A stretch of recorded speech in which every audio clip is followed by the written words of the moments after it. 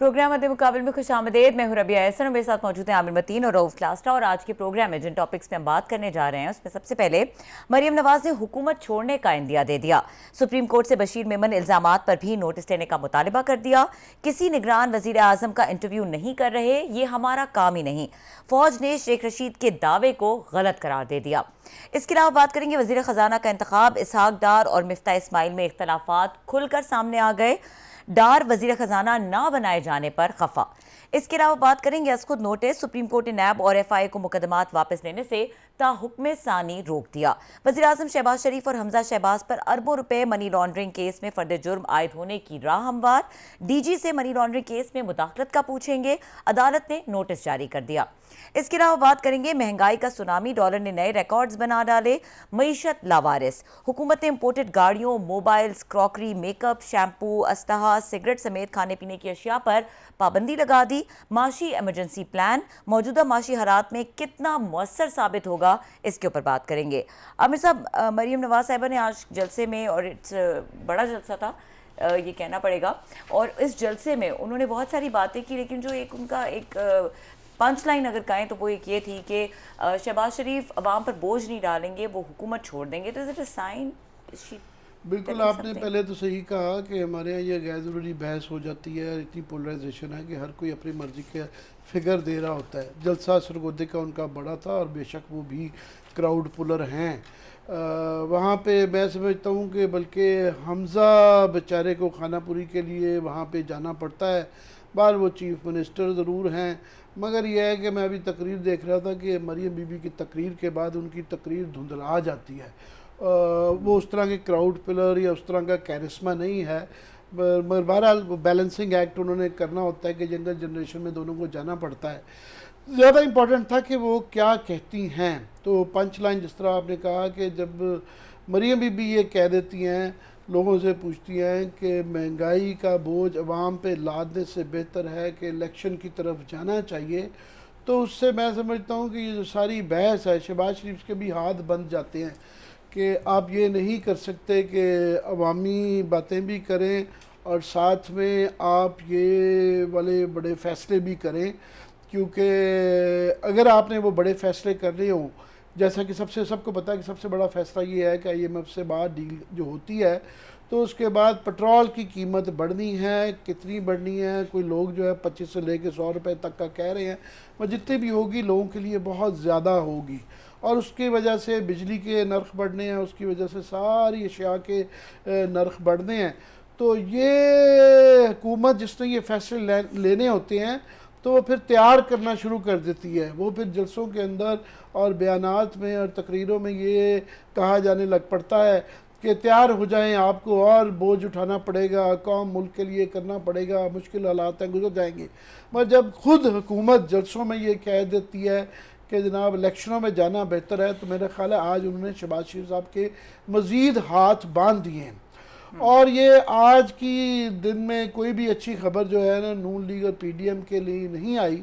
पहली बात तो ये कि अदालत से जो है इनका जो ये था ख्याल कि केसेस को जल्दी निपटा लिया जाएगा, तो उन्होंने सुओ मोटो जो लिया, तो आज नैब और FIA के हाथ बांध दिए गए हैं कि आपने जब तक एक तो हमें इतला दें कि किस किस केस में किसको हटाया गया, लगाया गया, और क्या आपने अब तक किया है और क्यों किया है। उसके बाद उनको रोक भी दिया गया नैब और FIA को कि जब तक हमें आप क्लैरिफाई नहीं करते आगे आप ज़रा रुक जाएं। एक तो अदालत से है, दूसरा कल बड़ा फ़ैसला आना है इलेक्शन कमीशन की तरफ से, जहां के पंजाब के मुनर्रिफ अफराद के ख़िलाफ़ जो है ना फ़ैसला दिया जाएगा, और टच एंड वो लग रहा है कि वो उनके ख़िलाफ़ ही जाएगा। देखना है कि कितने लोग फारिग होते हैं और फिर उसका पंजाब की हुकूमत रहती है या नहीं रहती है, कौन चीफ मिनिस्टर बनेगा। कि आज ये सरगोदा में हमज़ा शहबाज शरीफ की आखिरी तकरीर थी एज चीफ मिनिस्टर या नहीं थी। एतजाज़ अहसन जैसे बड़े मुतबर लोग तो ये कह रहे हैं कि तशरीह जो कर रहे हैं अदालत के फ़ैसले की, वो कह रहे हैं कि जनाब इनकी हुकूमत ख़त्म हो चुकी हुई है। बहरहाल इसका तयन अगर अदालत के थ्रू ही दोबारा हो तो घूम फिर के एक वहाँ पे दोबारा चीफ मिनिस्टर का इलेक्शन होना है, तो वो एक तलवार भी लटक रही है। मगर यहाँ पे आज सारा दिन इस्लामाबाद में सोशल मीडिया पे मुख्तलिफ हमारे सियासी नजूमी कोई 24 घंटे दे रहा था, कोई 36 घंटे दे रहा था, फिर कोई 72 घंटे दे रहा था कि 72 घंटे के अंदर जो है ना ये गवर्नमेंट जो है ना गिर जाएगी। और वहाँ से भी जो इशारे आ रहे थे कि शहबाज शरीफ 2 दिन से ये खबर चल रही है कि वो कौम से खिताब करेंगे, तो वो कल भी नहीं खिताब हुआ, आज भी मुख्तलिफ टाइम देते रहे और वो खिताब नहीं हो पाया। खिताब होने के लिए जो मुंतज़र हैं लोग, उसके अंदर ये है कि जनाब ये IMF के हवाले से पेट्रोल के नरखों के ऊपर सारी सुई अड़ी हुई है कि सारी हुकूमत का दारोमदार उस पर है। और आज चूँकि ये खुल के बयान, इस पर अब कोई स्पेकुलेशन नहीं रह गई, क्योंकि शाहिद खाकान अब्बासी ने कम से कम 2 इंटरव्यूज़ में, हम टीवी पे और काशिफ अब्बासी के साथ इंटरव्यू में ये खुल के कह दिया है कि जनाब हमारा नुक्ता नज़र ये है कि जब तक फ़ौज इसकी हमें साथ नहीं देती कि इन मुश्किल फ़ैसलों में हमें यकीन दहानी नहीं कराई जाती कि जनाब वो हमारे साथ हैं, जिसका मतलब ये है कि 1.5 साल हमें दिए जाएं, और इसकी फ़ौज यकीन दहानी नहीं कराती। और वो भी उन्होंने कहा है जो काउंसिल ऑफ नेशनल सिक्योरिटी है, जो कौमी सलामती की काउंसिल है, उसके अंदर एंडोर्समेंट दें कि वो हमारे साथ हैं। अब ये इस पर अगर बात आ गई है तो ये बड़ा मुश्किल मेरा ख्याल हो जाता है कि ये इस इदारे का मकसद जो है ना, पहले जब ये इदारा 1990s में जहांगीर करामत के दौर में ये बनाया जाता था, तो उस वक्त हमारे जैसे लोगों की तनकीद थी कि ये इस इदारे के ज़रिए करना ये चाह रही है फ़ौज कि जनाब अच्छी चीज़ों का क्रेडिट तो मिल जाए, तो बुरी चीज़ों का डिस्क्रेडिट गवर्नमेंट पे आ जाएगा। आज जो शाहिद खाकान अब्बासी साहब ने जो इस इदारे की तशरीह की है कि इसका मकसद क्या है, तो वो उल्टा है। मकसद ये उन्होंने बताया है कि जनाब क्रेडिट तो गवर्नमेंट ले, अगर कोई अच्छी चीज़ हो जाए हुकूमत चल पड़े, मगर डिस्क्रेडिट इसका जो आना है, जो सड़कों पे लोगों ने इसके बाद अगर आ जाते हैं ये नरकों के बाद, जिसका कभी इम्कान है कि होगा, पहले ही आए हुए हैं, इमरान खान लेके आ रहे हैं, मज़ीद इसके बाद जो आएंगे, तो उसकी ज़िम्मेदारी फ़ौज ले। तो मुझे नहीं समझ आया कि फ़ौज ये कैसे ले सकती है और कैसे इनको यकीन दिला सकती है इस्टेब्लिशमेंट के 1.5 साल तक हम आपके साथ हैं। ये अब लाहौर के अंदर जो इलेक्शन होना है चीफ मिनिस्टर का, जो लोटों के ज़रिए हुकूमत वहाँ पे गिराई गई है। इस्लामाबाद का ठीक है, आपने यहाँ पे फिर भी आपने एलाइज को एक लीगली कम से कम थोड़ा सा प्रोटेक्टेड है, मगर लाहौर के अंदर ये इस्टेब्लिशमेंट कैसे यकीन दहानी दिलाए कि जी वहाँ पे वो रोकेंगे कि हम गारंटी दिलवाएंगे कि हमजा शहबाज शरीफ से अब की पंजाब में गवर्नमेंट रहेगी या बलूचिस्तान में गवर्नमेंट रहेगी, या यहाँ पे लोग अगर महंगाई की सूरत में सड़कों पे आते हैं तो वो इंश्योर करेंगे कि शहबाज शरीफ साहब की गवर्नमेंट को नहीं। मैं समझता हूँ ये बचगाना सी बात की है और नहायत मज़गा खेज़ है कि आपने अगर लड़ना है जो ये, और ये एग्जेक्टिव के फैसले होते हैं।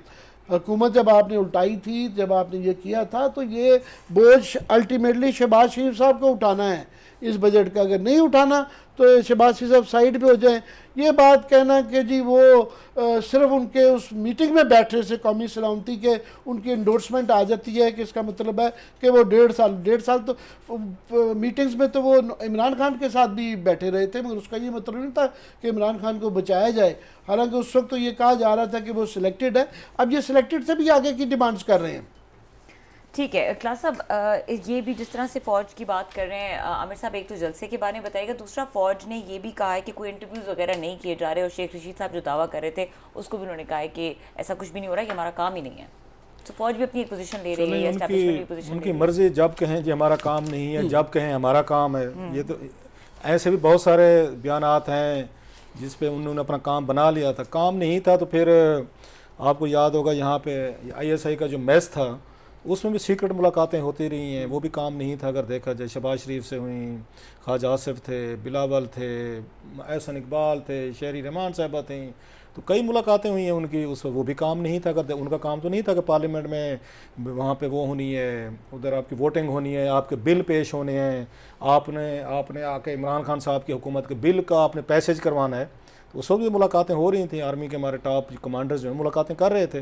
सो ये चॉइस पे होता है, वो सिचुएशन बदलने के साथ होता है कि कब आप अपना रोल पीछे कर रहे हैं, कब आप अपना रोल जो है ना आगे कर रहे हैं।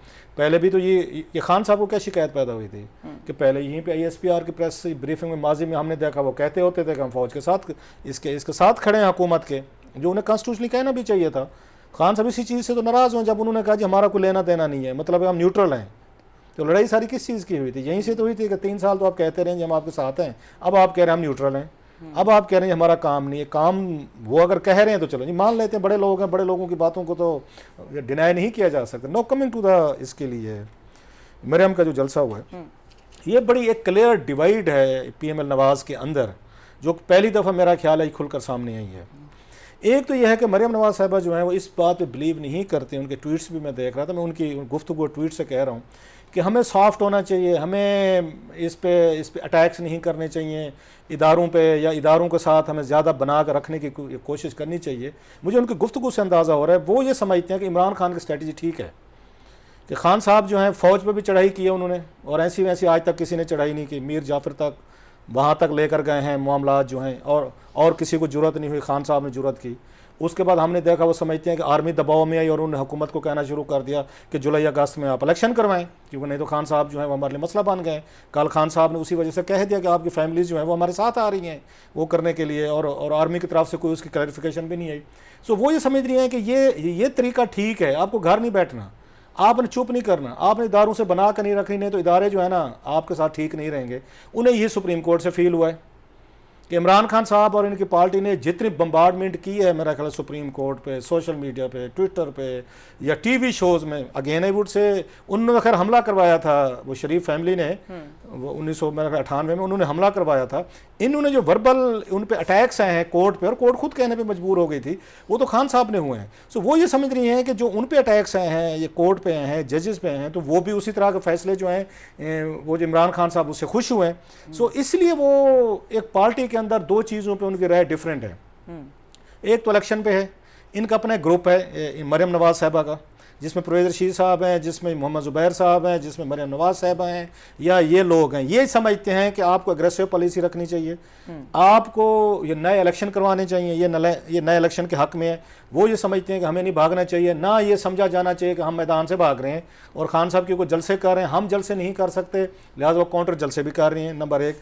दूसरा उनके जहन में ये है कि जनाब आप इनके नीचे लग के आप वोटर को भी अपील नहीं कर सकते, इदारों के साथ भी आप वो नहीं ले सकते। जैसे आज उन्होंने क्वेश्चन उठाए हैं कि ये बताएं बशीर मेमन साहब जो हैं उनके साथ भी इमरान खान साहब ने ये कुछ किया था। इशू रिमेंबर बशीर मेमन साहब भी रिकॉर्ड पे हैं, हमारे शो में कह चुके हैं कि मेरे ऊपर इमरान खान साहब का ये दबाव था, 15-16 नाम दिए थे कि जनाब फलां फलां पे दहशतगर्दी के पर्चे काटें, इनको गिरफ्तार करें, फलां करें। मैंने नहीं माने कि केस नहीं बनते तो मुझे उठा कर उन्होंने हटा दिया, बल्कि उठाया क्या, उनको तो खासा विक्टिमाइजेशन का निशान बनाया गया था बशीर मेमन साहब को, उनकी पेंशन रोकी गई, उनको फोर्स्ड उन्होंने छुट्टी पर भेज दिया, वो पहले से अपने रिटायरमेंट लेकर चले गए थे, अनरेबली उनको घर नहीं जाने दिया, केसेस लड़े। अब जाकर अदालतों ने उनको क्लीन चिट दिया कि 2-2.5 साल वो इनके अजाब में जेर अजाब रहे हैं। सो वो जब आके क्वेश्चन करते हैं कि सनाउल्लाह अब्बासी साहब को तो आप लोग प्रोटेक्ट कर रहे हैं, जो करना चाहिए अगर हुकूमत इस तरीके के कार्य जो कि नज़र आ रहा है कि आप वहाँ पे अपने केसेस ख़त्म करवाना चाहते हैं, नया DGI वो लेकर आए हैं FIA का, तो वो मरियम कह रहे हैं कि यही आपने फार्मूला जो है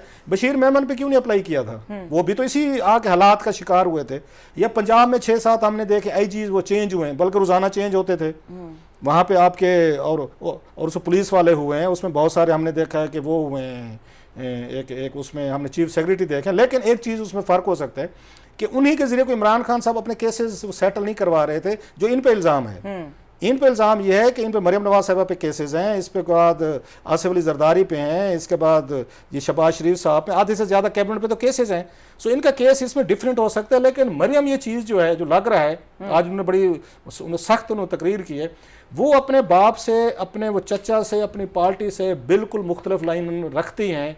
वो क्लियर हैं कि हमें इमरान खान साहब से डरने की बजाय, भागने की बजाय हमें मैदान में आके इनका मुकाबला करना चाहिए। जो मैं बार बार एक लफ्ज़ कहता होता हूँ, जैसे आमिर साहब के अपने 2-4 हैं ना कि लाइक इट और नॉट, तो मेरा भी एक आध है कि जनाब कि घोड़ा भी है, मैदान भी है, तलवार भी है। तो मरियम साहब तो कह रही हैं कि उनके पास भी घोड़ा तलवार मैदान है, हमारे पास भी है, तो अब मैच खेलते हैं।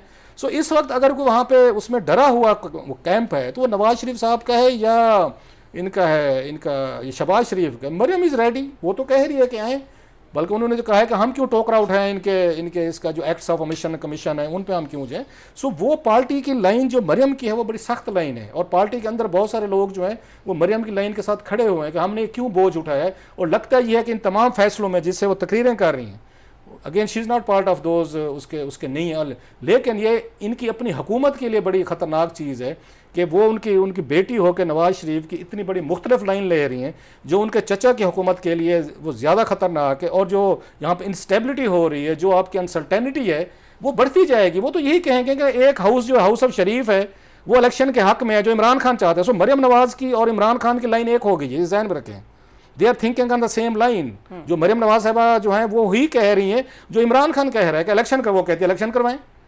हम क्यों इनका 4 साल का वो जो चीफ फैसला उनको डिफेंड करें, बैड हम डिसीजन लें। सो मरियम और इमरान खान साहब are on the same wave, अगर मुझे सब पूछें। दूसरी साइड पे उनका चचा और वो खड़े हुए हैं। अब देखते हैं कब तक ये काम चलता है इनका। ठीक है, मरियम और इमरान खान एक ही तरह की पॉलिटिक्स कर रहे हैं, और ये सिर्फ this not the only divide जिसकी बात कर रहे हैं क्लास साहब। जिस तरह उन्होंने कहा कि कुछ और भी डिवाइड्स हैं, उसमें एक वज़ीर ख़जाना का भी मामला है, उसके ऊपर भी बात करेंगे, डार वर्सेस मिफ्ता इस्माइल। अब ये क्या सिनेरियो है और इसमें कोई डिवाइड है भी या नहीं, इसके ऊपर इस ब्रेक के बाद डिस्कशन करेंगे। हमारे साथ रहिए।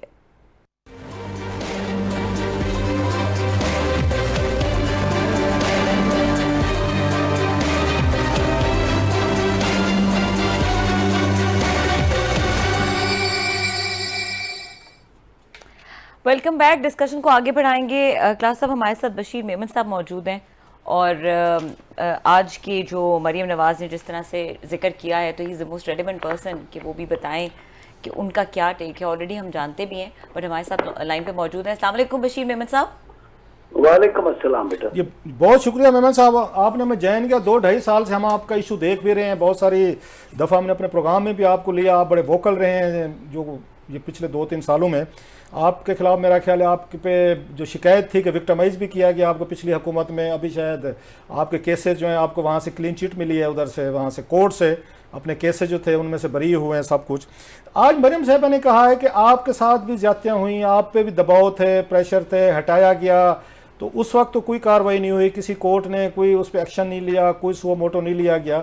आप ज़रा बताना पसंद करेंगे क्या आपके खिलाफ एक्शन जो है, क्या कुछ हुआ जो मरियम आज रेफरेंस दे रही थी? क्योंकि हमारी थोड़ी सी मेमोरीज जो है ना, सम टाइम आपको पता है वो लोग हम भूल जाते हैं, तो मैंने सोचा आपसे रिक्वेस्ट की जाए और ये रिवाइव किया जाए कि मरियम साहबा के जो आज बात की है, इल्ज़ामात, उनमें कुछ सच्चाई है या उन्होंने अपनी तरफ से सब कुछ कह दिया है? अस्सलाम वालेकुम रऊफ साहब, आपकी बड़ी मेहरबानी। आपने मुझे इस काबिल समझा कि मैं जैसे दो पाकिस्तान के बेहतरीन जर्नलिस्ट के सवालों के जवाब दूं। मैं इस काबिल नहीं हूँ, उस मदीने वाली सरकार का करना है, अल्लाह का बहुत ज्यादा एहसान। सर मैं अर्ज करूँ कि मुझे 3.5 महीने पहले, मुझे एग्जैक्ट डेट्स याद नहीं है, 3.5 महीने पहले मैंने चले गया था उधर उम्रे के लिए जी। जब मैं वापस आया था और उम्रे पर जाने से पहले जो एक्स प्राइम मिनिस्टर साहब थे इमरान अहमद न्याजी साहब, उन्होंने मुझे बुलाया था। एहसान सादिक भी मेरे साथ था। उन्होंने मुझे जो कुछ भी मेरी कारकर्दगी थी 1 साल उनके साथ काम करने की, उसको उन्होंने बताया था कि तुमने ये नहीं किया, तुमने ये नहीं किया, आपने ये नहीं किया, आपने ये नहीं किया। मरियम नवाज साहबा को कुछ नहीं किया आपने, ख्वाजा आसिफ बिला 6 आर्टिकल का केस नहीं डाला, खुर्शीद शाह को कुछ नहीं किया, और मुस्तफ़ा नवाज को कर, जो भी बातें थी।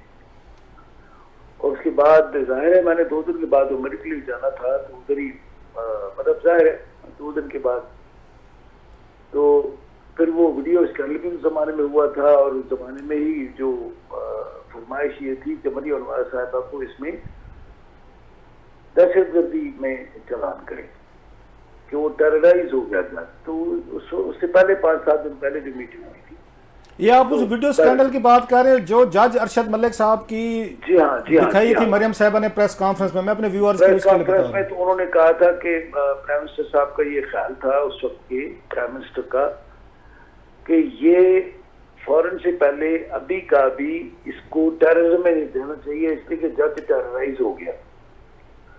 फिर काजी फायजी साहब वाला केस भी था, जो कि अभी प्राइम मिनिस्टर साहब फरमाते हैं कि ये गलती हुई, उस वक्त ये रियलाइज कर लेते कि शहजाद अकबर उनको मिसगाइड कर रहा है और गलत बात कर रहा है। बहरहाल अभी मेरा तो टॉपिक से ताल्लुक नहीं है, अपने हद तक रहूंगा। नहीं, उन्होंने आपको काजी फैज ईसा में भी कहा था, अगर मुझे याद आ रहा है, आपने किसी इंटरव्यू में कहा था कि वो चाहते थे कि काजी फैज ईसा साहब के खिलाफ भी कोई FIA को कार्रवाई करनी चाहिए, कोई रेफरेंस वगैरह। इज इट ट्रू या मैं गलत समझा? उसको रिकॉर्ड है, रिकॉर्ड पे हूँ मैं कि मुझे बुलाया गया था PM ऑफिस। PM साहब ने सिर्फ मुझे बुलाया था, मुझे शहजाद अकबर और आजम खान ले गए थे प्राइम मिनिस्टर साहब, उस वक्त के प्राइम मिनिस्टर साहब के पास। उन्होंने कोई 2 मिनट के लिए, जिस तरह होता है एक अफसर के साथ सिर्फ मुंह दिखलाई की बात होती है, अच्छा जी आप बहुत अच्छे अफसर है, हिम्मत करना, अब केस बनाना है, अच्छा बनाना है, बहुत अच्छा, ये वो, यूर प्रोफेशनल मैन, ये वो उधर करके फिर ये लोग मुझे ले आए थे। हम शहजाद अकबर साहब के ऑफिस में जाकर के जब पहुंचे हम तीनों, तो उस वक्त उन्होंने जब डिस्कशन शुरू किया तो पता लगा ये काजी फाइज ईसा के खिलाफ कोई मनी लॉन्ड्रिंग का या उसकी फैमिली के खिलाफ कोई मनी लॉन्ड्रिंग की कोई कार्रवाई करनी है। अब जाहिर है किधर सुप्रीम कोर्ट के जज, किधर मतलब FIA, किधर इंस्पेक्टर, किधर जुडिशियल मजिस्ट्रेट, मैंने कहा खुदा का वास्ते ये क्या कर ही नहीं सकते। पहली बात सुप्रीम जुडिशियल काउंसिल का काम है और हम कर ही नहीं सकते भाई, खुदा का वास्ता सुप्रीम कोर्ट का जज है और सुप्रीम जुडिशियल काउंसिल ये करती होती है, हमारी जज के खिलाफ कोई हम थोड़ी कर सकते हैं। एनीवेज, तो अभी मैं तो वैसे ही बरसबील तस्करा, वो जो बात हो रही थी कि अभी तो प्राइम मिनिस्टर साहब अपनी गलतियां भी तस्लीम फरमा रहे हैं ना, एक्स प्राइम मिनिस्टर साहब गलतियां भी तस्लीम फरमा रहे हैं, ये उनकी मेहरबानी है कि अब उनको रियलाइजेशन हो गई कि काजी फाइज ईसा साहब के खिलाफ जो उन्होंने किया था वो गलत किया था और उनको लोगों ने गलत बताया था और उनको लोगों ने मिसगाइड किया था। शुक्र है खुदा का कि अब उनको याद आ गया। लेकिन वो अब ये नहीं कह रहे कि काजी फाइज ईसा साहब के फैमिली को, उनको खुद को जितना गालियां, जितना उनको मुगल्लज़ात उनको कही गई हैं, एक सुप्रीम कोर्ट के जज को, सुप्रीम कोर्ट के एक इंतहाई बाइज्जत आदमी को, बाइज्जत फैमिली को टीवी पे बैठ के इनके मिनिस्टर्स प्रेस कॉन्फ्रेंसेस करते रहे और इनके ट्रोल्स हैं उनको गालियां देते रहे, उनकी कैरेक्टर असैसिनेशन करते रहे। उस पर तो कोई सॉरी नहीं कर रहे और वो कहते बस गलती होगी, हो गया, खत्म होगी बात, ये बॉल थी मैंने कर दी, नो बॉल हो गई, खत्म होगी बात, खत्म, सुप्रीम कोर्ट ने। एनीवेज, मैं जब 2 दिन के बाद मैं चले गया उम्रे पे, जब मैं वापस आया तो मुझे ये बतलाया गया कि मैं ज्वाइन नहीं कर सकता, 15 दिन की छुट्टी की एप्लीकेशन दे दो। और मैं आखिर तक छुट्टी पे ही था, छुट्टी पे ही रहा मैं। और इस दौरान में चार्ज मिल गया, एडिशनल डायरेक्टर जनरल जो थे उस वक्त हमारे साथ, वो डॉक्टर साहब, उनको चार्ज मिल गया और मैं छुट्टी पे था इस्लामाबाद में या कराची में, ज़ाहिर है मैं घर पे ही था। 15 दिन पहले मुझे सेक्रेटरी साहब इंटीरियर जो आजकल अम्बड्समैन है, आजम सुलेमान साहब, मैंने मुझसे पूछा जी अब छुट्टी आप हर 15 दिन भिजवा देते होते नोटिफिकेशन छुट्टी का, इस मरतबा नहीं आया तो ऐसे ना हो कि मैं पेंशन पे जाने वालों कहता नहीं वो अभी आपके लिए ये तो बिल्कुल भले आज चाहिए तो आ जाए। मैं चला आया तो 3 दिन के बाद मुझे पता लगा कि मुझे ट्रांसफर कर दिया। अच्छा, मैं आपको एक और बात बताऊं, मेमन साहब, मैं सॉरी आपकी मेमन साहब, मैं आपकी सॉरी बात काट रहा हूँ। आज का तनाजुर खासतौर पे हम चाह रहे हैं कि आज मरीम बीबी ने ये कहा है, क्योंकि अदालत ने सुओ मोटर्स नोटिस ले लिया है कि नैब और ख़ासतौर पे FIA के अंदर जो तब्दीलियाँ की जा रही हैं, तो उन्होंने आपका हवाला दिया कि जनाब जब ये आपको तब्दील किया गया था और आपके को ये प्रेशराइज किया जा रहा था, उस वक्त उनका मोर लेस कहने का मकसद था क्यों नहीं ये सुओ मोटो लिया गया। तो आपके ख्याल में ये मुआवजा बनता है? मैं आपको एक अर्ज करूं, मेरे पास तो स्टे भी था सुप्रीम कोर्ट का कि इसको ट्रांसफर नहीं किया जा सकता, इसके बावजूद मेरा ट्रांसफर होगा। वो साकिब निसार साहब ने किया था अगर मैं गलत नहीं कह रहा हूँ। जी हाँ, ये अफसर खान केस में मेरे पास वो अभी भी पड़ा हुआ है। वो मैंने सेक्रेटरी एस्टैब्लिशमेंट को भिजवाया था व्हाट्सएप पे कि भाई मेरे पास स्टे है कोर्ट का, स्टे है कोर्ट का और कोर्ट के स्टे के दौरान में आप मेरा ट्रांसफर कैसे कर सकते हो, और क्लियर उसमें लिखा हुआ था कि इसको ट्रांसफर नहीं किया जा सकता। उसके बावजूद भी मेरा ट्रांसफर हुआ। फिर मैंने, जाहिर है मैं समझता था मेरी बेइज्जती करने के लिए उन्होंने मुझे बताया था, इसलिए मैंने रिजाइन कर दिया। मैं बाइज्जत तरीका यही समझा, बजाय इसके कि मैं जाकर के किसी को मिन्नत करूं और किसी को जाके उम्र की उस हिस्से में, जब 60 साल को आपने बाकी 13 दिन के बाद 60 ईयर्स का हो जाना है, तो उस उम्र में मैं जाकर किसी को मिन्नत करूँ, मैंने कहा ठीक है, मैं रिजाइन कर दिया। बाकी जहाँ तक अच्छा, आपको investigation- मैं सॉरी आपकी बात काट रहा हूँ, आपको शिकायत रही है कि आपके खिलाफ यहाँ पे विक्टिमाइजेशन हुई, आपको तंग किया गया, आपको अदालतों में जाना पड़ा, सारी चीज़ें, वो ज़रा उनकी डिटेल बताएंगे। इज इट ट्रू कि आपके खिलाफ विक्टिमाइजेशन कार्ड भी खेले गए और आपको कुछ सज़ा देने की कोशिश भी हुई? सर वो मैं अर्ज करूं कि मेरी पेंशन बंद कर दी, मेरी जो ग्रेजुएटी थी, जो भी मुझे मिलना था वो नहीं मिला। वो मैं फिर हाई कोर्ट इस्लामाबाद गया, उनकी बहुत मेहरबानी इस्लामाबाद हाई कोर्ट की चीफ जस्टिस साहब की, उन्होंने तीसरी पेशी पे मेरी पेंशन रिलीज कर दी। फिर उसके बाद मेरी जो यहाँ पे घी मिल है शहदादपुर में, उसका जो है पीएसक्यूसी वालों ने रेड किया। पीएसक्यूसी वाले ने रेड किया किस बात पे कि जी आपने जो है वो आपने एक चालान जमा कराना होता है, मेरे ख्याल में वो हर 6 महीने उसका एक फीस होती है गवर्नमेंट की, वो आपने नहीं दिया।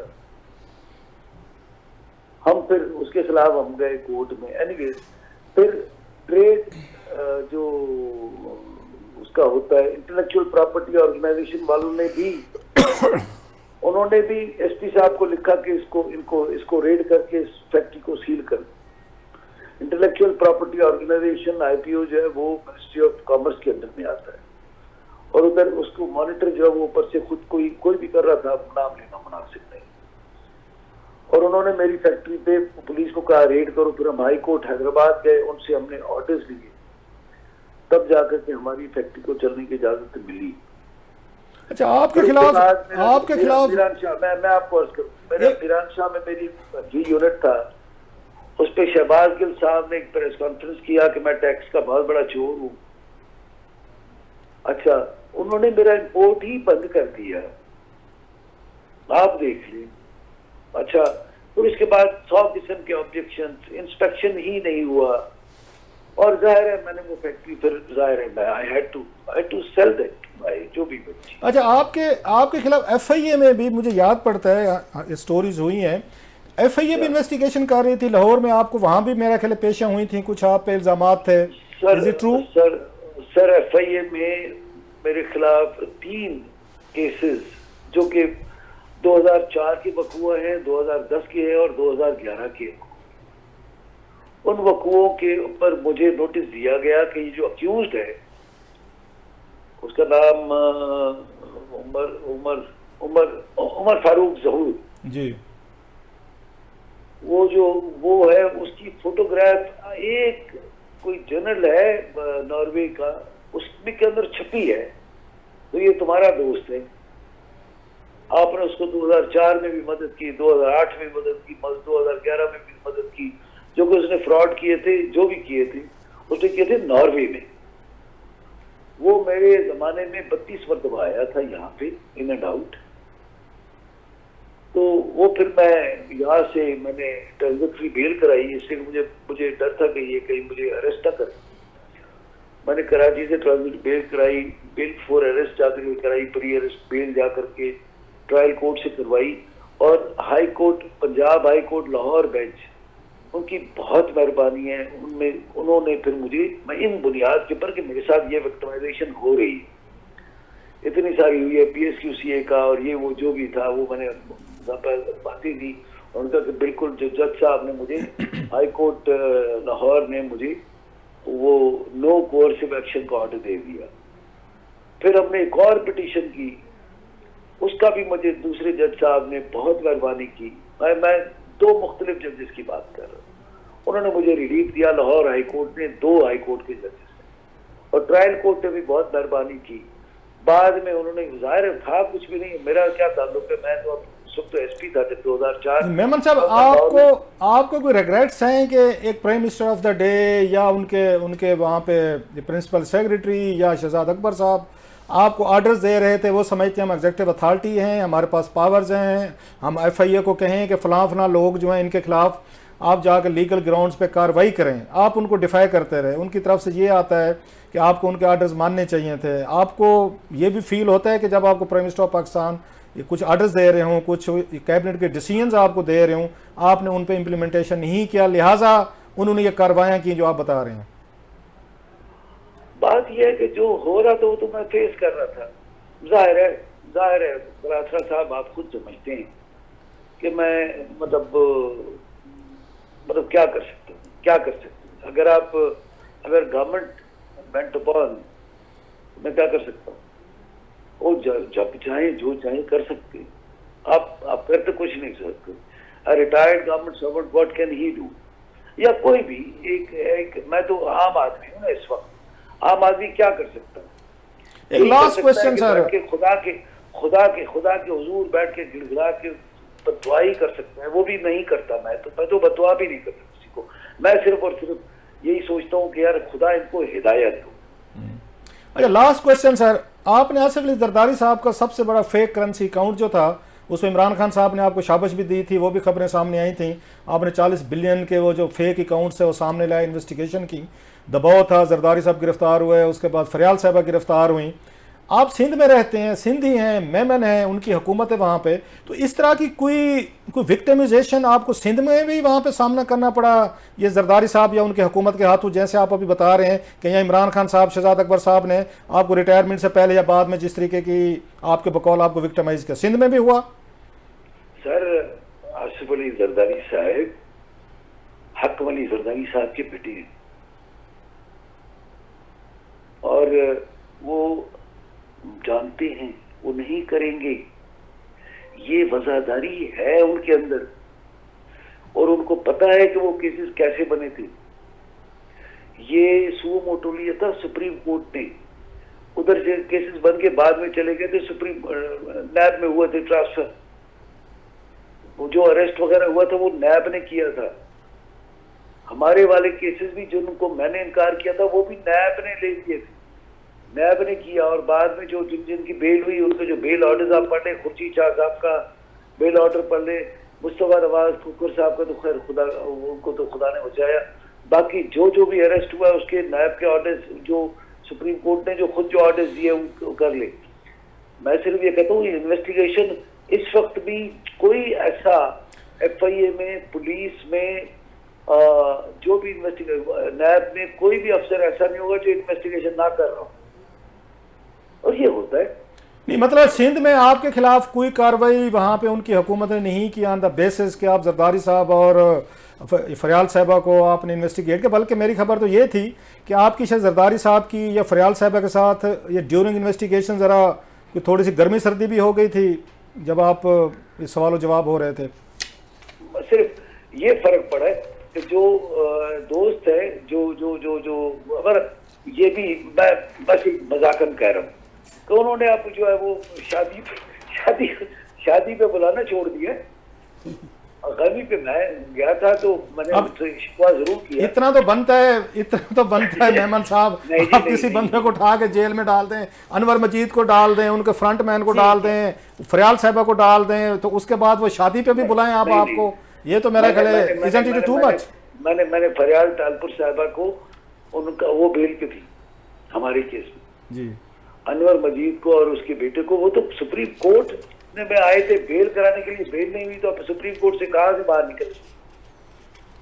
चलें, बड़ी मेहरबानी सर, आपको हम फिर अगले हफ्ते इसी पे बहुत सारी बातें करने वाली हैं। थैंक यू वेरी मच, आपने हमें ज्वाइन किया, बहुत शुक्रिया सर आपका। Thank you very much Memon साहब, थैंक यू। जी क्लास, अब टाइम बिल्कुल खत्म हो गया, नहीं तो आपसे कमेंट लेना बहुत जरूरी था, आमिर साहब से कमेंट लेना बहुत जरूरी था। नहीं, मेरा ख्याल अगले हफ्ते करेंगे, मगर ये फैसला 1-2 दिन में करना पड़ेगा कि ये IMF का ये जो फौज वाला कि जी वो गारंटी दें, वो दाल गलती नहीं नज़र आई कि वो सारा मलबा इनका उठा पाएंगे। तो इसलिए ये, क्योंकि ये लंबी बात नहीं है, 2-4 दिन के अंदर क्योंकि फैसला होना है, तो ये जो चेमगोइयाँ हो रही हैं 10-12 घंटे, 24 घंटे, 72 घंटे, इसके अंदर थोड़ी सी जान है। ठीक है जी, बहुत शुक्रिया, प्रोग्राम देखने के लिए इजाज़त दीजिए, अल्लाह।